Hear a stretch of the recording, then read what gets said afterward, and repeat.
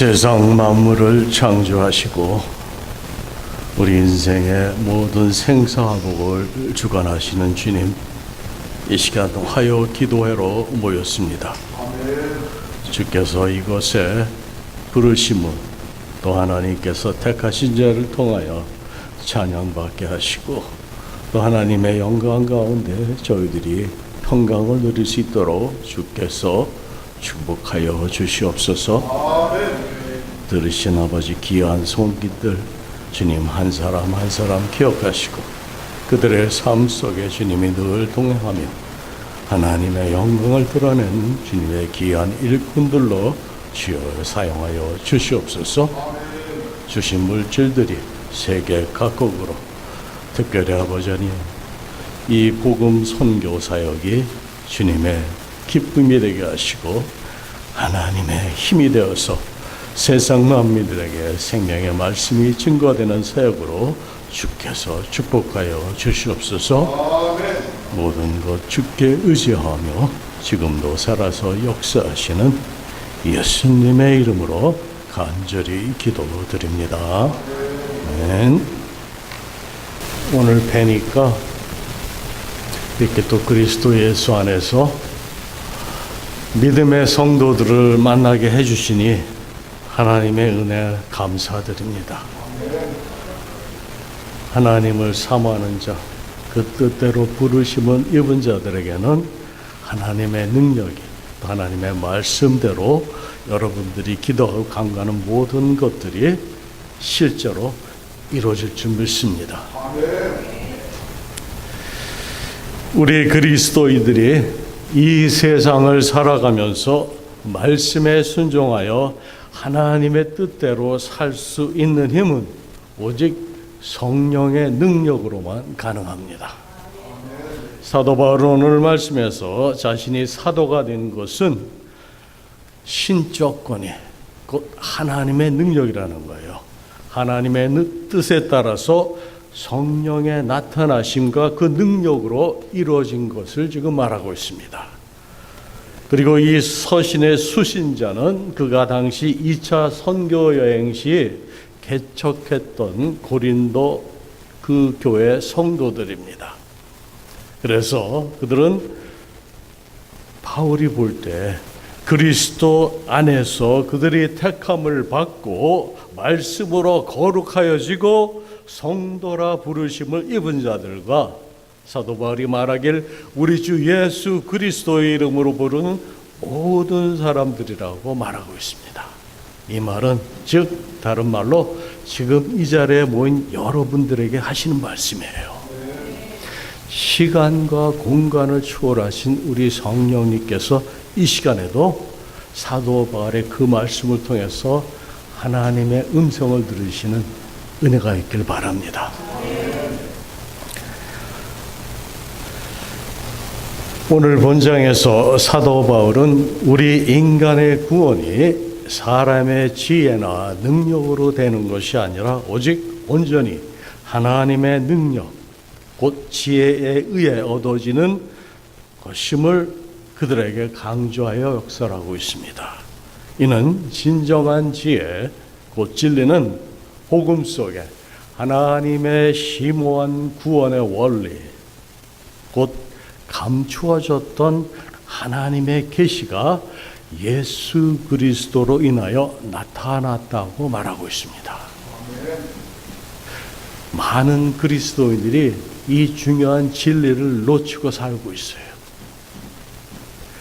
예수 그리스도를 우리가 구주로 영접하는 그 순간에 그 성령의 역사로 말미암아 그 진리가 우리 마음에 우리 영혼에 와 닿을 때 바로 우리가 하나님의 세계를 볼 수 있고 그 하나님 나라에 우리가 살 수 있는 거예요. 교회는 왔다 가고 말씀은 듣는데 그 진리가 마음판에 새겨져 있지 않으면 성경의 말씀들은 그냥 지식으로 끝나고 맙니다. 그래서 오늘 사도 바울이 이 하는 그들에게 역설하고자 하는 말은 다른 말로 그리스도의 그 계시는 성령의 능력으로 우리 믿는 성도로 하여금 하나님께서 우리에게 은혜로 주신 것임을 알게 하심이라고 말하고 있어요. 하나님의 은혜로 아무런 값도 치르지 아니하고 우리가 무엇을 했거나 선행을 했거나 우리가 잘나서 우리가 귀해서 우리에게 어떤 능력이 있어서 하나님이 은혜 주신 것이 아니라 죄인임에도 불구하고 보잘것없는 한 영혼에도 불구하고 하나님께서 우리를 먼저 사랑하셨다라는 거예요. 그 하나님의 사랑이 우리의 마음을 움직이고 그 사랑으로 말미암아 우리가 전도할 수 있고 선교할 수 있는 겁니다. 그래서 저는 오늘 여러분들과 그 바울이 회심하게 된 그 배경을 잠깐 살펴보면서 그렇게 예수 믿는 자들을 핍박했던 사울이 어떻게 하나님의 제자가 돼서 전도를 하고 선교를 하는 사도로 쓰임받게 되었는지 그 과정을 잠깐 설명드리면서 함께 은혜를 나누고자 합니다. 사도행전 저자 누가에 의하면 사도 바울은 소아시아, 그러니까 그 마이너 아시아, 그 지금은 트리케 지역이죠. 그 지역의 동남쪽에 위치하고 있는 당시 로마의 그 지방 행정구역이었던 그 길리기아라는 지방이 있습니다. 거기에 탈소, 한국 그 번역으로는 다소라는 지방입니다.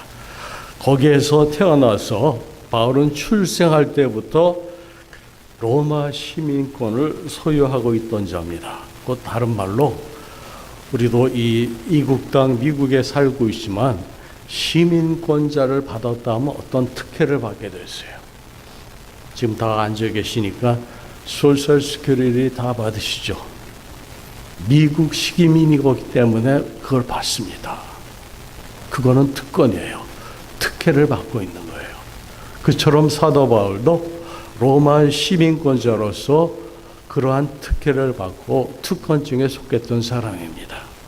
그리고 그는 그것이 그 가족이 유대인이었기 때문에 로마 시민으로서 그런 혜택을 받으면서 또한 정통 유대인 가문에서 자라서 당대 최고의 학문을 수료한 사람입니다.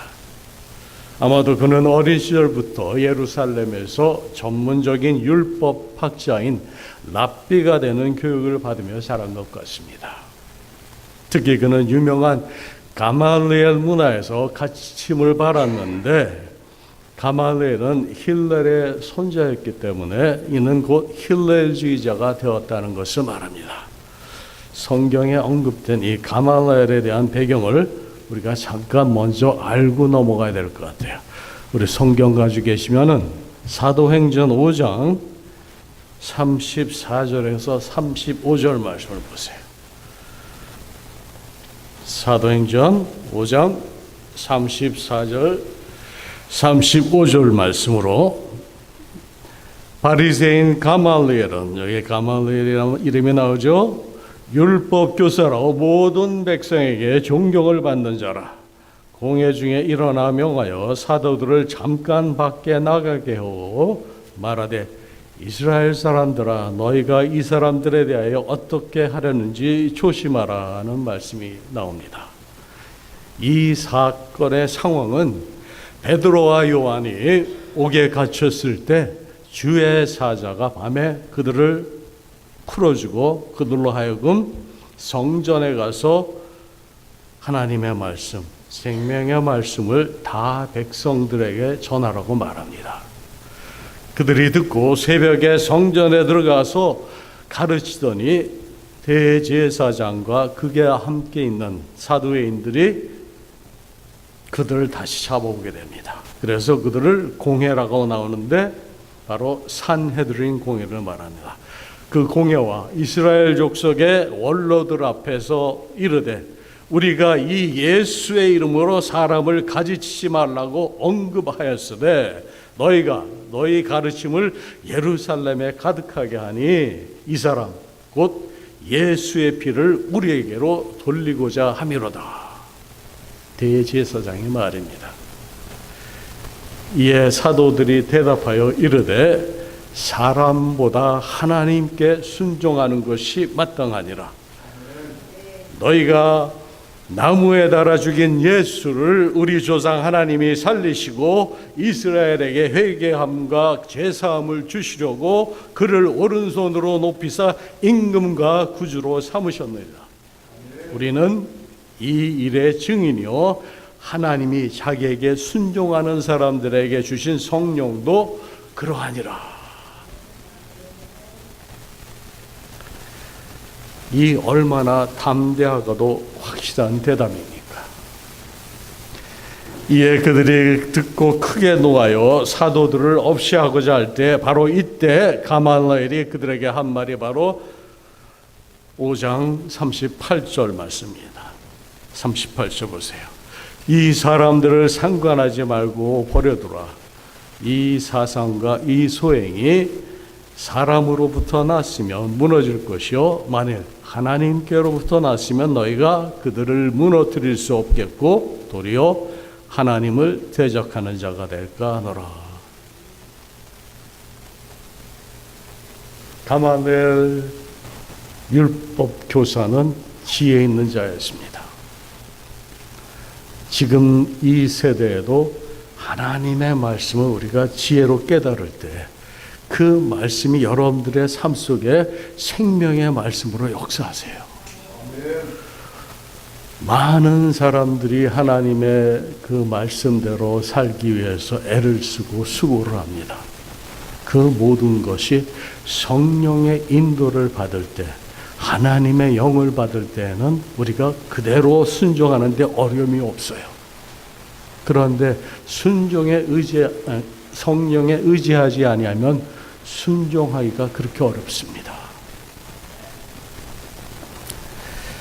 그래서 그 시대에도 그렇게 악하고 험한 시대에 메시아를 십자가에 달을 정도로 사람들의 인심이 완악했고 목이 곧은 그 백성들 사이에도 이렇게 지혜 있는 자가 있었다라는 겁니다. 그 세대와 지금 세대를 성경에서는 말세라고 합니다. 여러분들 말세라는 말 많이 들었죠? 우리가 지금 살고 있는 이 세대가 말세의 말입니다. 이제 세상에 가면 갈수록 더 악해지고 사랑은 식어지고 종말의 그 사인들이 서서히 클리어하게 여러분들 앞에 나타날 거예요. 그럴 때일수록 이 복음은 우리가 더 소중하게 끝까지 잡고 있어야 할 생명줄입니다. 주전 BC 10년경에 곧 다른 말로 메시아 탄생 전후 시기로 우리가 생각하시면 될 것 같습니다. 유대교회는 유대인들의 그 사상과 사고의 주류를 이루는 두 학파가 있었어요. 하나는 지금 가말리엘이 속해 있던 힐렐 학파였고 또 하나는 샴마이 학파였습니다. 그래서 힐렐, 이 샴마이 둘 다 모두 유명한 율법 학자로 예수님과 동시를 살았던 사람들이에요. 여러분들에게 지금 설명하고자 하는 건 예수님이 살고 계셨던 공생의 기간에 말씀을 증거할 때 유대인들 그 사회의 사고방식과 사조를 결정지던 두 파가 있었다는 겁니다. 그걸 제가 여러분들에게 잠깐 설명을 드릴게요. 이 힐렐 학파는 바벨로니아 출신 그 랍비들로 디아스포라 유대인들이기 때문에 바벨론 유수 시절에 이방 땅으로 끌려간 사람들의 후손들입니다. 여러분들 유대 역사를 통해서 바벨론 노예로 끌려간 그 시절이 있었죠? 기억나세요? 네. 성경을 좀 보시면 이해하실 겁니다. 그 바벨론 유수 시절에 유명한 사람이 누구였죠? 다니엘. 그렇죠? 다니엘의 그 기도가 후대에 오는 자신들의 그 이스라엘 백성들을 위해서 기도했던 그러한 모든 자세한 기도의 내용들이 실제로 하나하나 이루어지고 있습니다.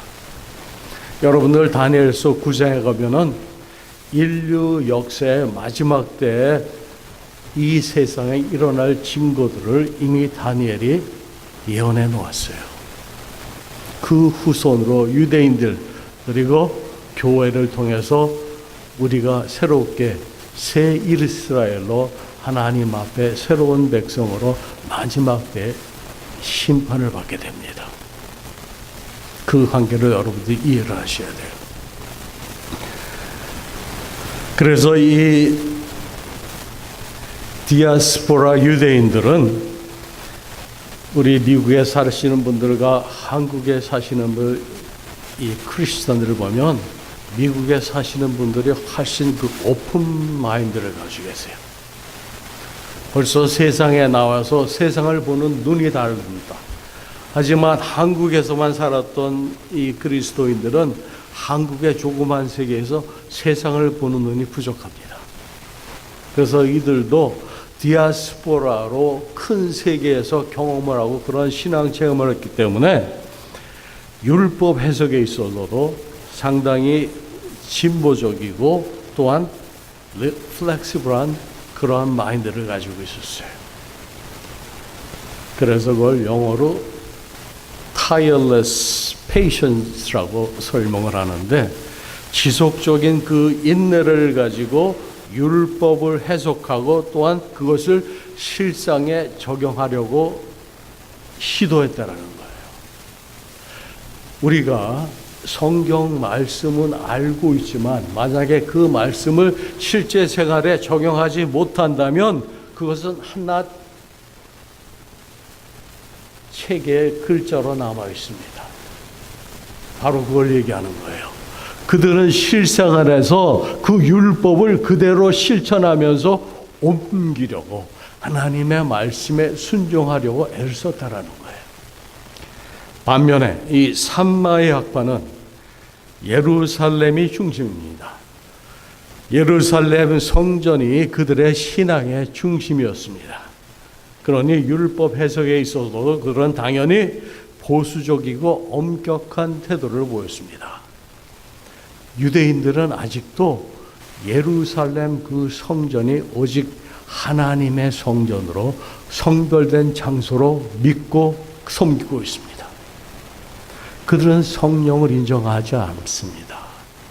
주님이 말씀하신 것처럼 세상은 성령을 알지도 못하고 받지도 못한다고 말씀하셨어요. 그래서 이러한 엄격한 율법 해석, 곧 firmness and strictness, 율법의 견고함과 엄격함은 그들을 강조하였습니다. 그들은 그들 나름대로의 그 전통의 선민 의식과 요새 말로 그 엘리트 정신이 강하여서 이방인들과 결코 접촉하지 아니려고 했습니다. 또한 그들은 당시 폭력적이었던 다소 로마 저항 종파에 혹시 여러분들 열성당이라고 들어보셨어요? 질럿. 네. 바로 그 열성당과 연합하여서 로마 제국에 대항했던 사람들입니다.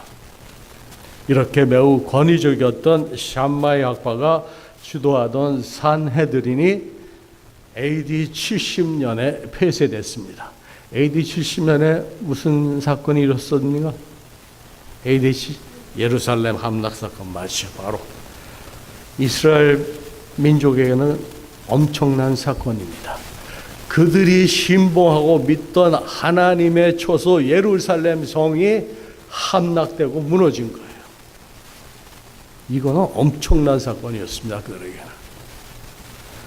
그때 당시에 그 유대 로마 항전 정쟁에서 수많은 사람들이 죽어나간 것을 본 이스라엘 백성들은 로마 제국에 강경한 자세를 취했던 이 샴마이 학파보다는 타이버의 자세를 취했던 힐렐 학파 쪽으로 쏠리게 되고 그들을 더 선호하게 되고 그들의 말을 더 신뢰하게 되었습니다. 예루살렘 성전 파괴 후에 제사 중심의 유대교는 어떻게 되었습니까? 제사 드릴 장소가 없잖아요. 그러다 보니 사두개인들은 자연히 소멸하게 되고 그 외에 율법을 연구하고 실천에 옮기려 했던 바리새인들이 득세를 하게 되는 거예요. 그렇죠? 바로 그때 예수님께서 바리새인들과 서로 교류하시면서 그들의 잘못된 점을 꾸짖은 것들이 성경에 자세하게 나와 있잖아요. 그렇죠? 다시 말해서 예수님 사후 그리고 주 70년 이스라엘 성전의 그 몰락 이전에 이러한 역사적인 배경에서 전문적인 유대계의 훈련을 받은 바울이 그때 부르심을 받았다라는 거예요. 그 시대적 상황을 제가 설명하기 위해서 바울이 어떻게 하나님의 부르심을 받았는지, 부활하신 주님을 만났는지 그 시점에 바울이 성령의 역사를 체험한 겁니다. 다메섹 사건으로 말미암아 바울은 교회를 박해하던 핍박자 사울에서 주 예수의 제자 사도 바울로 변신하게 됩니다. 사도 바울에게 있어서 그 다메섹 회심 사건은 그의 신앙을 재정립하고 형성하는 데 엄청난 영향을 미쳤을 것입니다. 신약의 3분의 1에 하다하는 그 분량을 기록한 사도 바울의 그리스도인으로서의 다메섹에서 부활의 주님을 만난 그 회심 사건으로 인해서 그가 새롭게 유대인으로서 율법을 생명처럼 여기던 그 자가 예수 그리스도를 만나는 그 계시를 통해서 이제는 그리스도인으로서 새 삶을 시작하게 됐다는 겁니다. 그래서 부활하신 그리스도께서 나타나신 것은 예수 그리스도의 계시, 아파클립시스, 영어의 아파클립스가 거기서 나온 말입니다. 그 주님의 계시로 인해 드러내 보여주신 거예요. 그것이 갈라디아서 1장 12절에 사도 바울이 이를 이렇게 기록하고 있습니다. 이는 내가 사람에게서 받은 것도 아니요 배운 것도 아니요 오직 예수 그리스도의 계시로 말미암은 것이라 말하고 있습니다. 사도 바울은 누구보다도 지식이 있었고 유대교의 율법에 대해서는 어느 누구보다도 뛰어난 자였어요. 그런데 바로 예수 그리스도의 계시로 인하여 인간에게 받지 않고 누구에게도 전해드린 것이 아니고 오직 그리스도의 계시로 알렸다고 지금 증거하고 있는 겁니다. 그렇다면 이 다메섹 사건은 바울의 사상에 어느 정도 그리고 어떻게 영향을 미쳤을까요? 물론 사도 바울의 유대 바리새적인 배경과 헬라적 배경도 바울의 신학에 긍정적이건 부정적이건 다소 흔적으로 남아 있습니다. 그의 고향 길리디아 다소는 헬라 문화의 중심지 역할을 했기 때문에 황제 숭배와 그 당시에 만연했던 수토와 철학과 그러한 사상적 영향이 바울에게 미쳤을 것입니다. 그러나 동시에 바울은 엄격한 디아스포라의 유대계 가문 출신임을 우리가 기억해야 합니다. 즉 다소에는 헬라어로 예배를 드리는 회당을 중심으로 유대인의 집단 거주지가 있었을 것입니다. 지금 우리가 미국에 와서 이렇게 예배를 드리는 것처럼 유대인들도 10사람만 모이면 회당을 하나씩 세웠어요. 똑같습니다. 우리 이민 2세들이 이제 이 교회를 중심으로 이 땅에 기독교를 뿌리내리고 이민사회를 형성해야 되는데 지금 그것이 참 부족합니다. 여러분들이 할 사명, 할 소명이 거기에 있어요. 기도 가운데 이 공동 예배를 드릴 수 있고 이러한 이민 그 커뮤니티에 하나님께서 귀히 쓰실 그러한 목적이 분명히 있을 것입니다. 그래서 이 다메섹 사건은 그의 그 회심을 넘어서 그의 거듭남이죠. 우리 한국말로 중생이라고 하죠. 그가 중생을 받는 동시에 그리스도로 하여금 그 계시를 통해서 소명을 받습니다. 모든 그리스도인들에게 바로 그 중생과 소명이 있다라는 겁니다.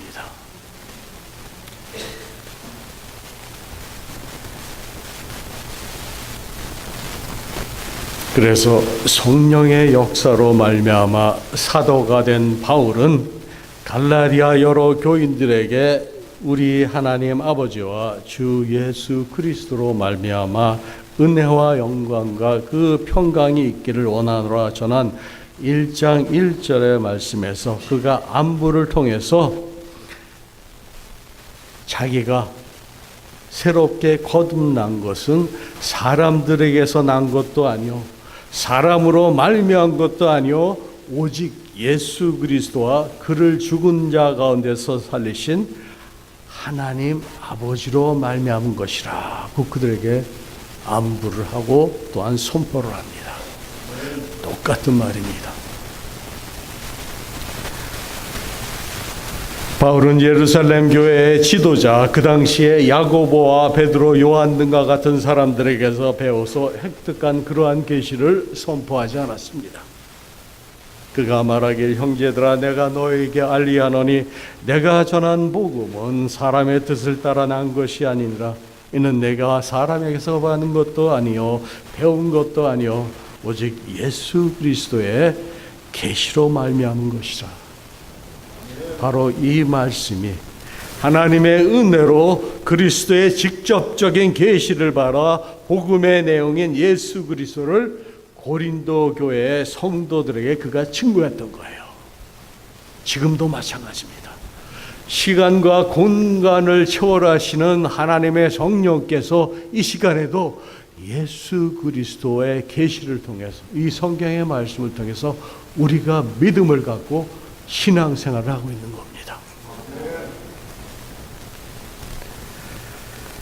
사도 바울은 다메섹 회심 사건 이후에 로마에서 순교를 하게 됩니다. 그때까지 대략 33년 동안을 하나님의 선교 사역을 감당하였습니다. 교회사적으로 바울이 미치는 영향은 그의 전도행으로 인하여서 비로소 복음이 전 세계로 확산되어가는 그 계기가 되었던 것입니다. 이는 바울 스스로 이방인의 사도가 된 것이 아니라 하나님의 계획과 영원하신 섭리에 의하여 예정되었기 때문에 주님의 강권적인 역사로 말미암아 그는 이방 나라의 전도자로 또한 이방의 선교를 감당할 수밖에 없었던 것입니다. 이는 우리도 마찬가지입니다. 우리가 하나님을 알기도 전에 이미 하나님은 우리를 알고 계시고 먼 미국까지 오게 하셔서 우리를 향한 특별한 계획을 가지고 계셨습니다. 그리고 지금도 주님의 그 놀라운 계획을 우리 각자의 삶 속에서 하나하나 이루어 가십니다. 사랑하는 성도 여러분, 성령님께서 우리 안에 내주하시는 우리 그 성령께서 우리 안에 항상 거하시면서 우리와 함께 생활하시는 그 중요한 이유와 목적은 성도와 교회로 하여금 온 세상을 향한 이 하나님의 구원 계획으로서 성령을 받은 사람들이 예수 그리스도의 증인이 되도록 하기 위해서입니다. 바로 그 목적 때문에 제가 이 단에 서서 여러분들에게 이 말씀을 다시 한번 반복하는 거예요. 사울은 부활하신 그리스도를 만남으로 인해 전혀 새로 다른 사람으로 태어났습니다. 지금도 우리 주위에는 예수와 원수된 사람들, 교회를 핍박하는 사람들, 그리스도인들을 모욕하고 조롱하는 사람들이 있습니다. 그러나 그 가운데도 사울처럼 하나님이 특별한 계획을 가지고 계신 사람이 분명히 있을 것입니다. 우리 눈에는 보이지 않지만 우리 가운데 하나님께서 알려주실 거예요. 저 사람에게 하나님의 말씀을 증거하라.